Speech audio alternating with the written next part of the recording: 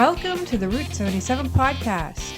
Today we're navigating a terrain that's both exciting and complex, the integration of artificial intelligence in the world of dating. With AI's growing role in matchmaking and relationship building, we find ourselves at a crossroads of technology and personal connection. As we delve into how AI is changing the search for love, we'll examine the implications, benefits, and challenges through a Christian lens, exploring what it means to find companionship in the era of digital romance. Join us as we journey through this modern landscape, seeking wisdom and guidance in aligning technology with our values and faith. Welcome to the Route 77 podcast. I am Natasha, your host, and I am here with Monique. No, David. He is up to his ears in a last-minute project his professor has given him and is going a bit crazy. Yep. So we're letting him off for the night. He probably doesn't care about this topic anyways. He might do. He's into all this stuff and using ChatGPT and all the possibilities from it. Yay for ChatGPT. We love ChatGPT. Yes, it is very helpful. And that's what we want to talk about today. Here is a small summary of an article. It's a segment of HT's talk show, The Interview with Kumkum Chadha. This is like a summary of it. Okay, a software developer from Russia, Alexander Zadan, claimed he used an AI bot to meet and foster a relationship with his now wife, Karina. Zadan programmed the AI to initiate conversations with nearly 5,000 people, refining its responses over time to better match his communication style. The AI guided him through various stages of their relationship, including planning dates and proposing. Initially, Karina was unaware of the AI's involvement, but reacted calmly upon learning about it after their engagement. Zadan believes it's possible to develop a program to help find the ideal partner, indicating his creation was a personal project aimed at enhancing his dating prospects. That's just one of several articles that I found, but it's the one that triggered me into thinking about this topic. Because as single people, like we've talked about before, we're not anti-married, getting married. And so people might try to date, which is fine. And they might look online, which can be fine done in the right way. You have those online dating sites, and those are all. And there's it goes drastically from one side because there's actually dating, trying to find a partner, but then there's actually like Tinder, which is more hookup related, Right. Or there's even ones when I was trying to find stuff, they show you sponsored stuff, and one was a dating site for married people. And it's just, wait a second, this is not right. No, that's not There's right. plenty of not good ways of using this, just like any technology. Yep. But we just want to have a talk about AI in dating and how it may be used or should not be used, maybe from a biblical perspective. I don't understand how it can be used in dating per se, because you obviously have to meet the person eventually. Yeah. And so it's just, we have to see the wisdom of using it and if there's a positive way of using it, things like that. You go to the restaurant, you got your phone, you're having dinner with your phone because you're just there by yourself. Yeah. We have talked about AI before. We're talking about actually having a relationship with AI, essentially, like replacing human interaction with AI. This was more like using AI as a tool to find your soulmate. That it's now out there in the public use and heavily used by some people. I don't know about you. Have you ever, it's crossed my mind more than a few times that since the onset of AI, technology has almost quadrupled in speed. Yeah. It's just because of the processing power that this stuff has the ability to do. And this is just the stuff that's available free or very cheaply to the public. We can imagine what's out there for people that are paying for it or developing it. Right. So right now, a lot of dating platforms are using AI algorithms already within. Yeah. They help to analyze a user's preference, behavior, and interaction patterns. And by processing this data, they can make better suggestions. Right. And we almost see this when it comes to advertising on social media or whatever, Google or whatever. They have seen how they actually use your personal information. And sometimes you appreciate that because you end up seeing things that you want to see. You're not seeing things that you aren't interested in or don't want to see. or really don't want to see.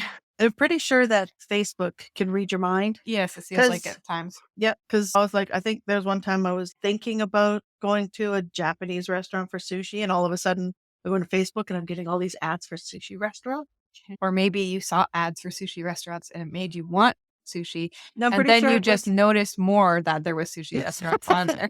You don't know there may be a subtle you want to go to a sushi restaurant. How did you know? we've been put you know how they have those, like, things if you just say this word and then you say this word and they ask you to say a number and it's usually the same number that they're asking because they've primed you for it. So Yeah, maybe we're being primed for that's it. that's it. We're being primed for how did they know? It's because 'cause they've been saying those random words or things that make your brain think of it. Weird. And you have to like that one with the number thing is he actually had my number, and I says that's because he knew how to ask the questions that made your brain think of Think that that. way, yeah. And the only way to beat that is to right at the onset start thinking about a random number or to always have the same number. It never works for me because I know what you're doing and you are not getting me this time. Debatable how maybe they do those some of these things. The other thing that happens is there's predictive analytics, machine learning technique help these platforms predict the compatibility between users based on things like hobbies and values, personality, and goals, things like that. Yep. Which I mean is probably what we assume or we hope is happening because like Mhm. we're hoping that if they're showing us things that there's been some sort of that will help us to narrow things down because there's like sometimes millions of people on these or thousands and hundreds of thousands or tens of thousands of people on some of these dating sites. So you hope there's a way, like we say, we want only people that provided a picture or only live in this area. Like we like to filter out things Yes. as we use these programs more, things that we didn't think, maybe like they asked you questions at the beginning. What are you looking for? Are you willing to date somebody from another country? And then, but as you're looking at people, like it's learning maybe some subtleties or subconscious things that you are looking for. Yep. So it's one part of you hopes that it is learning so that it does more work for you. You don't have to do all of the work of looking through every individual profile just to see one that will match for you. Yeah. Yeah. And it's based more upon compatibility. Yeah, which is always interesting because you think that would be something that couldn't be so quantified, but yet it tends to be. And the funny thing is that compatibility really is no reliable thing that says that your relationship is going to be successful because there are many people who have nothing in common but have the best kind of relationship Yeah, because of and then that. there's opposites attract, but Yeah. then there's birds of a feather. People I think are trying to crack the code of what it means to be in love and make a partnership work. One person told me that when you were younger, you have already formulated in your mind the kind of person that you would be attracted to. And unless you meet that person or somebody who matches what you've already developed in your mind, no thing is going to change your mind. Like if you have a preference for say people with dark hair, but if somebody presents me with a somebody who's got blonde hair because I am already subconsciously toward dark hair, somebody with blonde hair or something like that may not be attractive to me no matter how compatible they are to me. Mhm. So I think that's why they can learn more over time than that initial survey they do of you. No, not And necessarily mean true. it's just an example. There's a behavioral analysis that goes on within these things. It's becoming more and more sophisticated as time goes on. Yep. And I think there's a lot of things that we would like to think we're spontaneous or unique about, and yet is still common across people because people are unique individuals and we're not going to always fit exactly in boxes. But there's a generalized box that we'll fit in. And so it uses those like, statistics and Yep. probabilities. I could probably see somebody who is in their maybe late 20s, early 30s who are now sitting there going, I haven't even found anybody. That mom keeps asking me, when am I going to make her a grandmother? People are like, oh, don't you want to get married? And you're like, yes, but it's Not like there's anybody's out in the stratosphere. where I am. And it is a definite way to meet people. And other times it's just you're desperate and you're like, you're trying to give yourself more options than what you have in your immediate vicinity. So it depends. AI systems are seeing what you're doing. Are they swiping left? Are they swiping right? Are they adding this person, talking to that person, saying yes, saying no, all of these things. But then there's the machine learning, which is learning as you go along. So as you give your initial thing, it starts to fill in the blanks about you and can refine your Yes. experience, which again is cool and creepy at the same time. So yeah, we also have There's like, a song that came to mind with that. I always feel like somebody's watching me. yep, definitely, definitely. Sometimes you'll come across things like chatbots and virtual assistants. AI-driven chatbots, they guide users through the dating platform, they offer dating advice, and sometimes even give you conversation starters or start the conversations. But we have that in a sense with things like Facebook Marketplace. Right. Like when you click on something, you can just click the button that says, "Are you interested?" And you're like, "Hey, is this still available?" Is like what they offer as your quick response because we're like, "Why do we need to write out an entire Yeah. response?" And this is what it says. And then you're given the option to say, "Yes, it's still available. Are you interested?" And there's also like in Google News, it'll say, was this article interesting to you? It'll give you different happy faces and you click Yeah. on the one you want, tell you to go away. I know it's you want to see more like this. So these things are, yeah, AI tools can be beneficial because they can help remove fake profiles, making users more safe. And that And would they be a good can, thing for kids. and there's image recognition and behavioral analysis, which again can monitor for inappropriate behavior.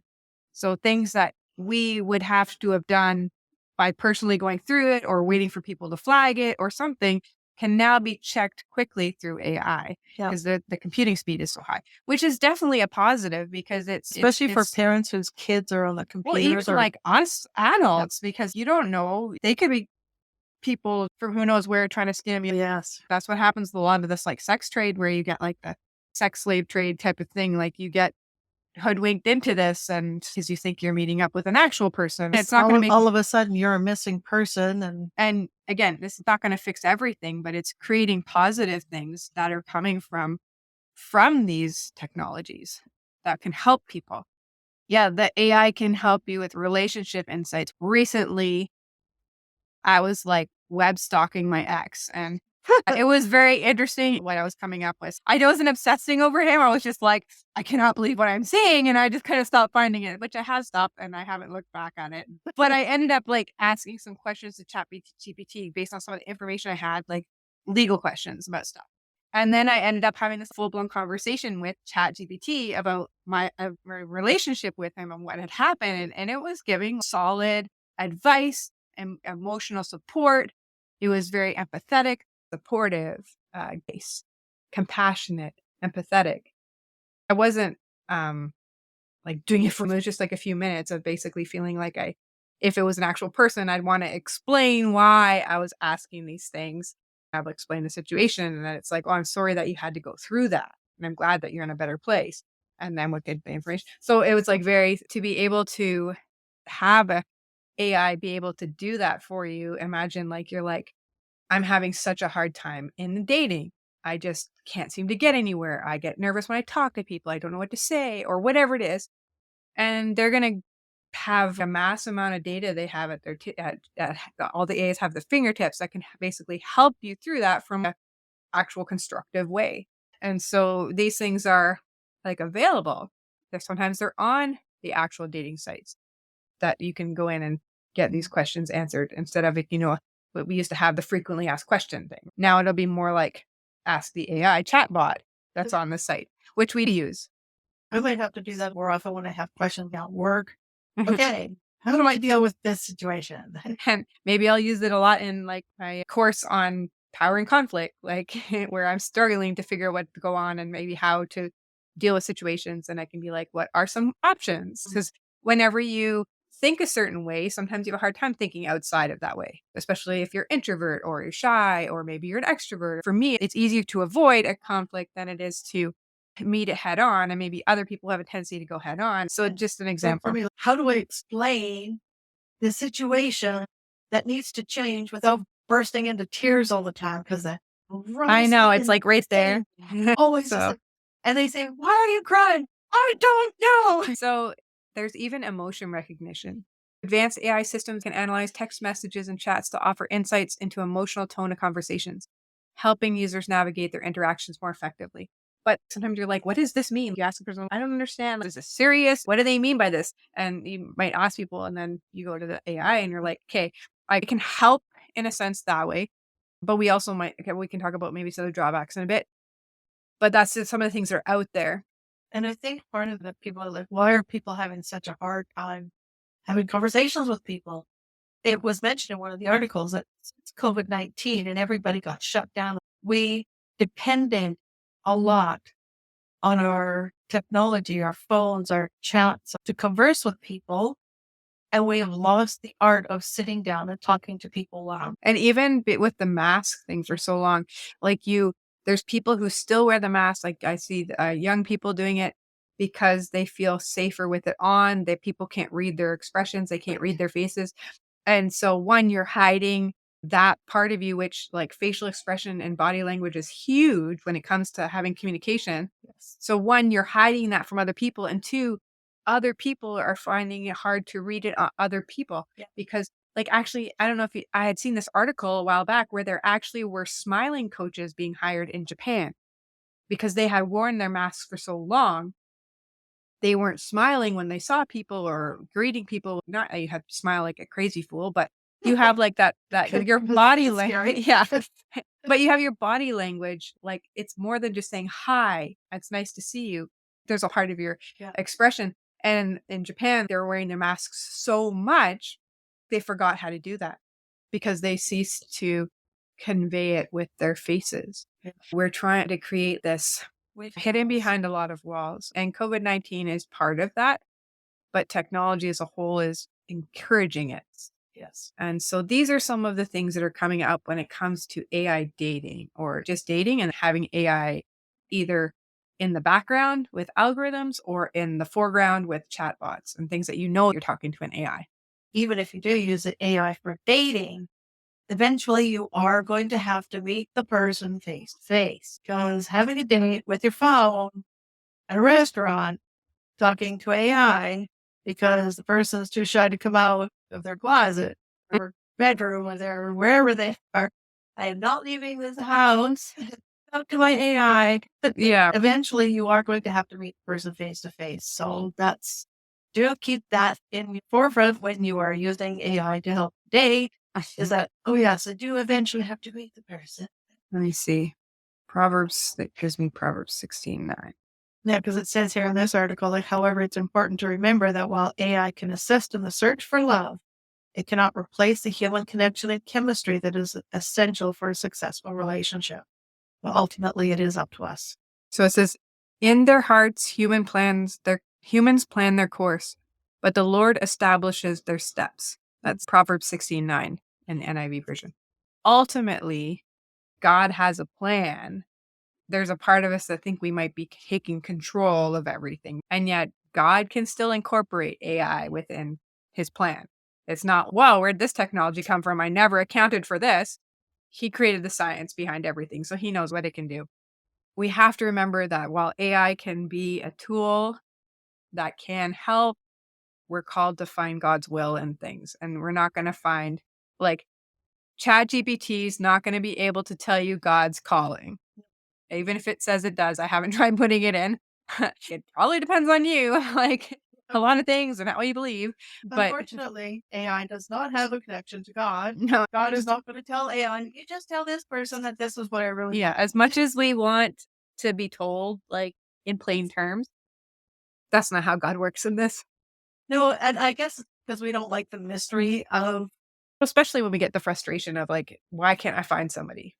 and even like when it comes to other things, like wanting to know what God wants us to do with our life, like how long did it take us before we discovered that this was where God would lead us in this podcast? And as much as we would like it to be as hugely successful as Apologetics Canada, they're in their 15th year, we're only a year. What? So it's relying on God and trusting God for the path that your life is going to take is hard because God doesn't come out and spell it out. Yeah. The thing is too, we have to be careful because when we're using AI, they are making superficial judgments on Mhm. people. They're like going on, what are you physically attracted to?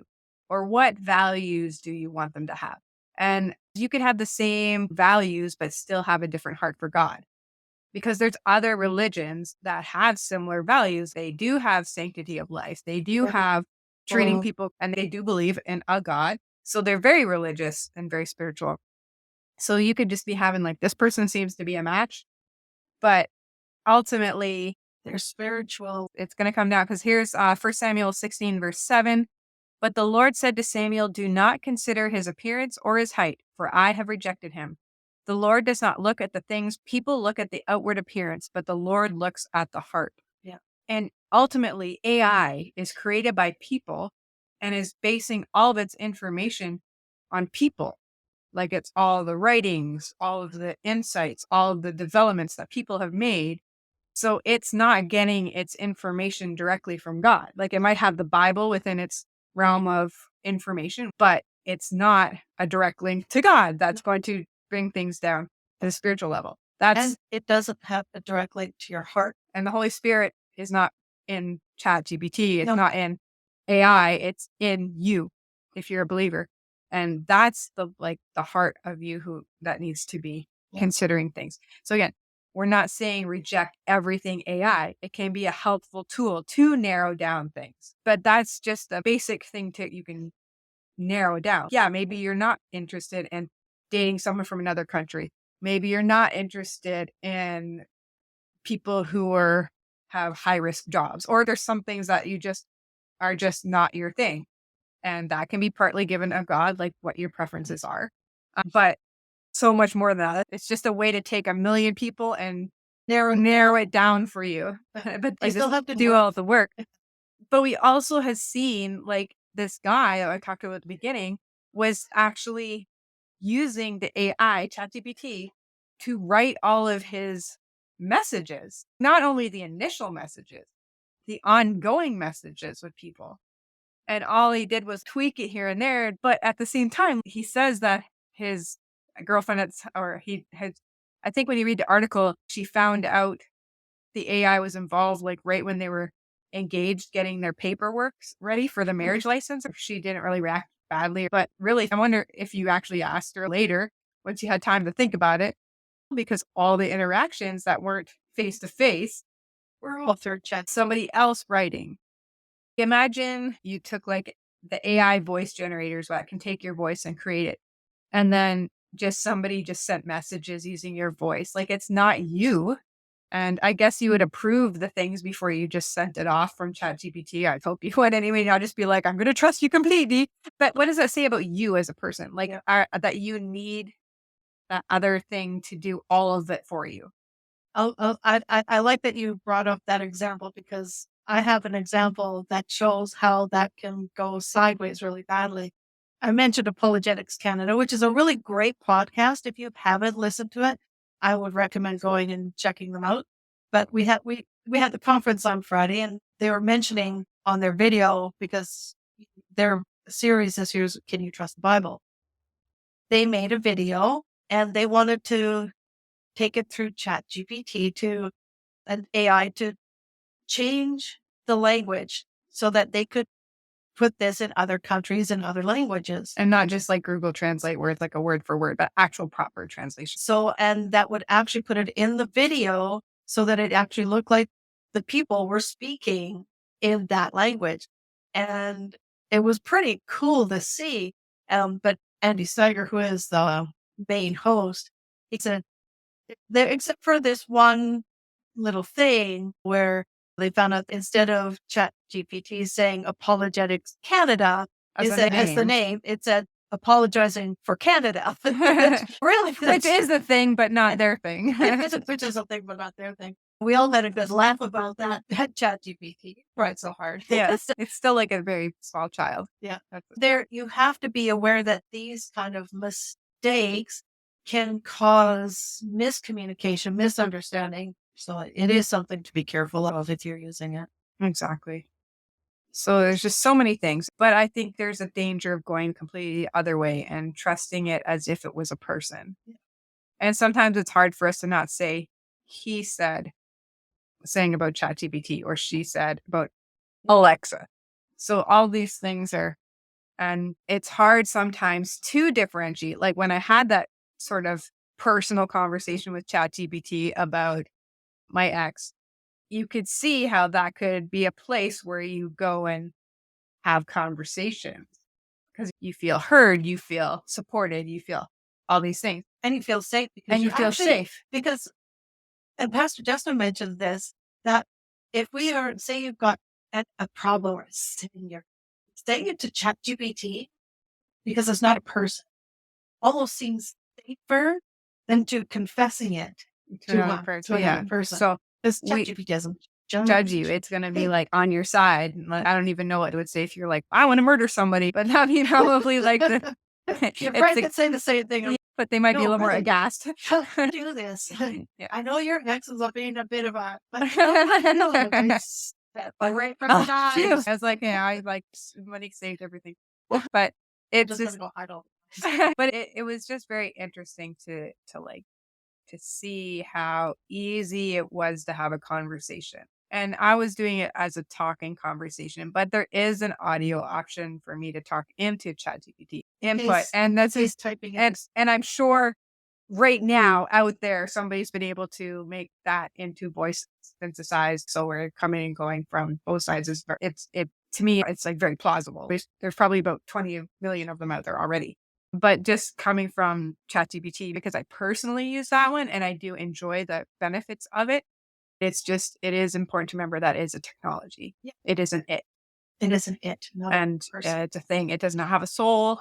It's never going to have a soul as much as people want the whole Turing test thing. There's so many things that can go wrong with that. What did you just say? The Turing test is supposed to be a test. I don't know the exact questions that they ask an AI. Are supposed to ask an AI, but essentially to see if it has sentience or self-awareness. Oh, I see. I think it's a lot to do with self-awareness, fear of death, all those things. But I could see how It's like a bad movie. I think there's been quite a few, but that's a real ethical consideration people have, especially if you don't come from a biblical perspective where life came from God and it's very specific. We're not going to just create life because we're not God. But that's a whole other podcast. That's a whole other podcast. So when we're dealing with AI and dating, it comes down to trying to be wise. Yeah. It's a tool and can be used correctly in the right circumstances. Yeah. And it can help sort things out in your head, like just like journal writing. So you're writing a journal and it can just respond to it though. Like sometimes just getting things out of your head can help.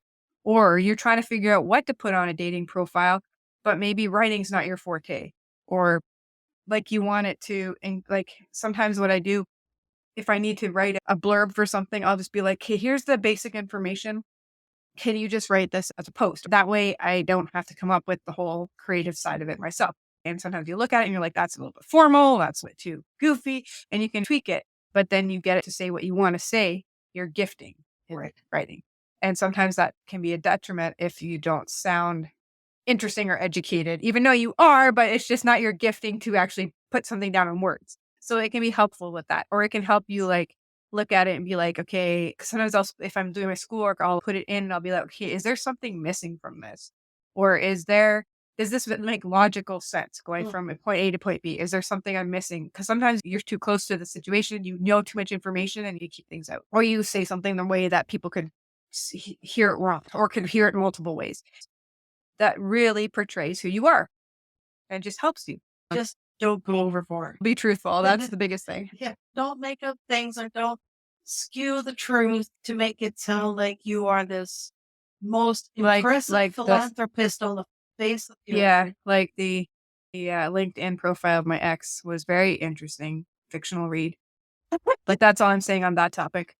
Very interesting. But we got to be careful. I think even trying to initiate a conversation, it can be helpful because sometimes you're just not sure how to start it. And you want to be like, because that's like when they had the proverbial person going out on a date or try to call someone on TV and they're like, hello, my name is, and they're like, wait, that sounds stupid. And they're like, hi. And then they're trying all these different ways. But I think at some point very early in the relationship, you need to establish a human connection. Yeah. Stop using AI to write stuff for you. At some point, the person has to know who you are. And if that includes the fact that you're not great at writing, that's okay. If it's not okay with them, It's better that you learn it now than later when they find out that the AI has been writing everything for you. Yeah, and, like, the dates that you're going on, it's, "Oh, he's so romantic, he comes up with all these ideas," or, "She's awesome, like, she keeps getting me all these gifts, and I don't know how she figures it out." The AI has been able to help out. But, okay, Christmas, you are being so hard to ChatGPT. again, it's an okay tool to use sometimes, but if it starts becoming, like, the sole, like, of your that's the only way that you're communicating when it's not in person, then there's an issue, and you can't, because eventually people would find out that the online version and the real person are 2 different people. Like, Dynamic, charismatic, it's interesting, the way that things get they get put it together very well, and articulate. yes, if you're using Soul AI to do all of your communicating, there's gonna be a disconnect between you as the online person and you as the actual person. Why is it during these conversations you were so smart and you're a stone and probably like, I know, right? You didn't even learn it. You just were like, "Write a message back replying to this message on this topic," and then you don't even, like, it's not your information at all. That's just, she's a geologist. So tell me more about this thing that you did. I do her?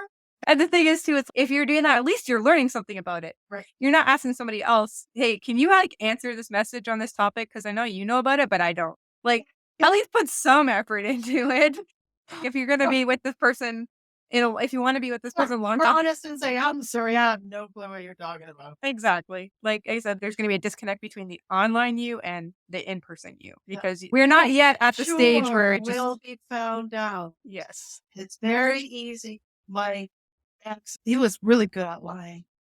I remember when I found out that he was lying about one very specific topic, and I never believed him again after that. He said that when he was at this age, he was sent to England to live with his grandparents, and he came back with the accent. He could still, he would speak it what I thought was the British accent, only to find out that he never had grandparents. He never went there. He actually got kicked out of the house and lived in a cave.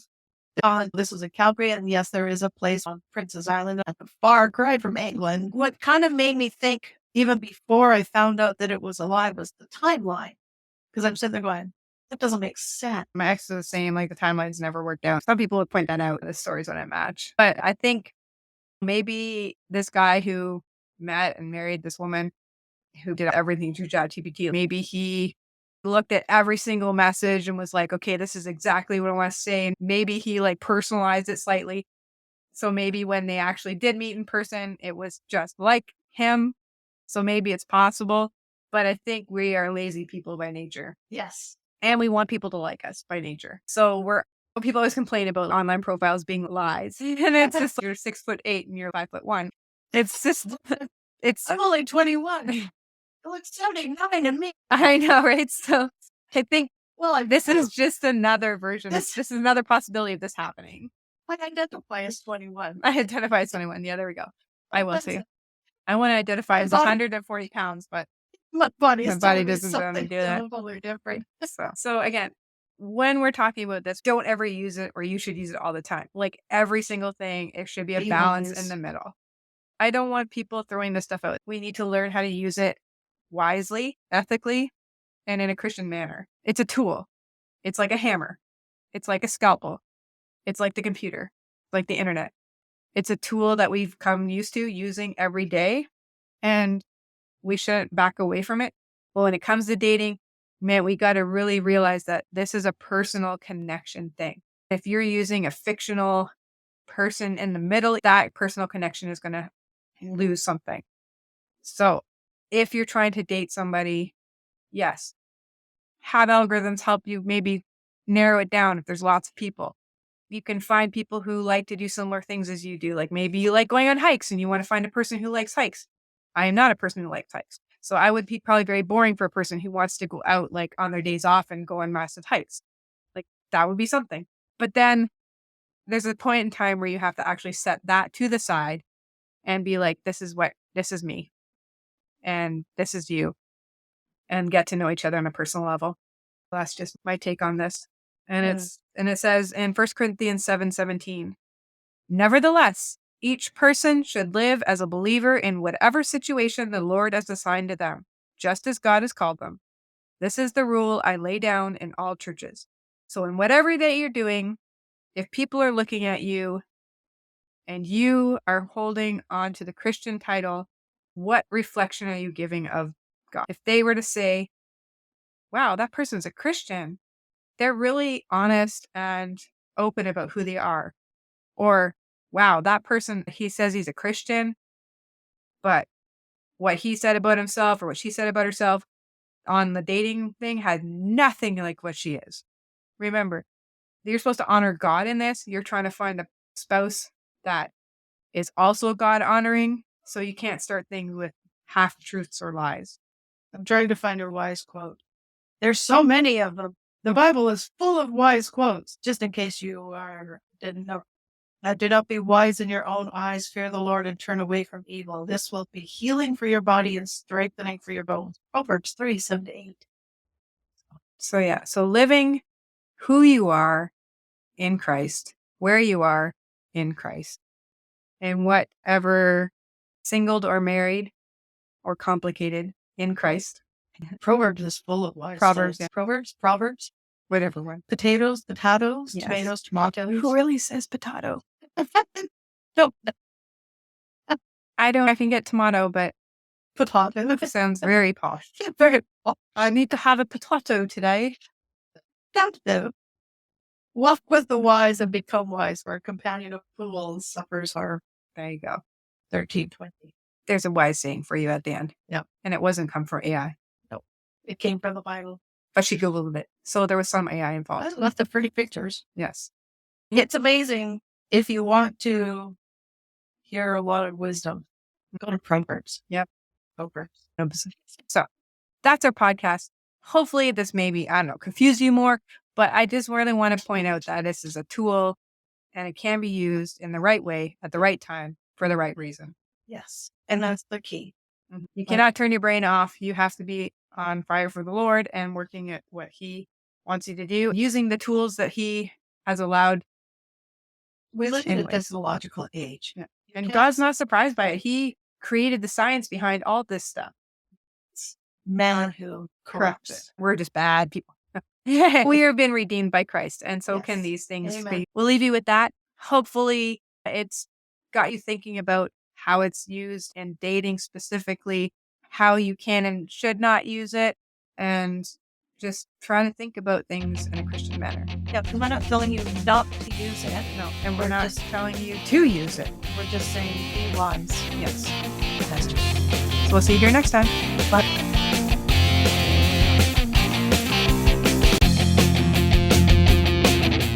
Thank you for joining us on this exploration of AI and modern dating here on the Route 77 podcast.